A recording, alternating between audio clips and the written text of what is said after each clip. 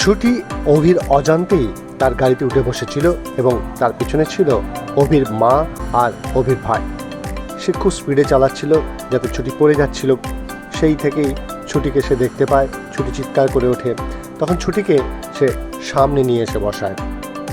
তারপর একসাথেই তারা পৌঁছয় গ্রামে, যেখানে মোহন আছে। মোহনের দেখাও পায়, কিন্তু গুন্ডাদের কাছে খবর দিয়ে দেয় ঝুমকি যে সেখানে তারা গেছে। গুন্ডাদের সেখানে ব্যবস্থা করে দেয়। মোহনকে তারা বন্দুকুচি নিয়ে চলে যায় অভি আর ছুটকির কাছ থেকে। সেখানে একদল গুন্ডা তাদের ঘিরে ধরে এবং সেখানে প্রচণ্ডভাবে মারপিট হয়। সে ছিটকে পড়ে। ছুটি সঙ্গে সঙ্গে বাঁচানোর ব্যবস্থা করে।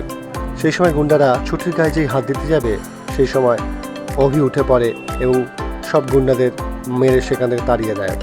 তারপরে ওই গ্রামের পরিবেশেই বৃষ্টির মধ্যে তাদের বেশ কিছু বাচ্চাদের সাথে ছুটি মেতে ওঠে আনন্দে। এবং সেখানেই হঠাৎ গল্প বলতে গিয়ে সেই ছোটোবেলায় অভি আর ছুটি যে গল্প বলতো সেই গল্পর কথা ওঠে এবং দুজনেই সেই গল্প বলে। দুজনকেই জিজ্ঞেস করে এই গল্প তারা কোথায় পেল, কিন্তু সদুত্তর কেউ দিতে পারে না।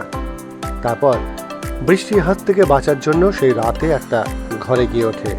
তারপর জানার জন্য অপেক্ষা করতে হবে এবং দেখতে হবে এক ক্লিকে বিনোদন।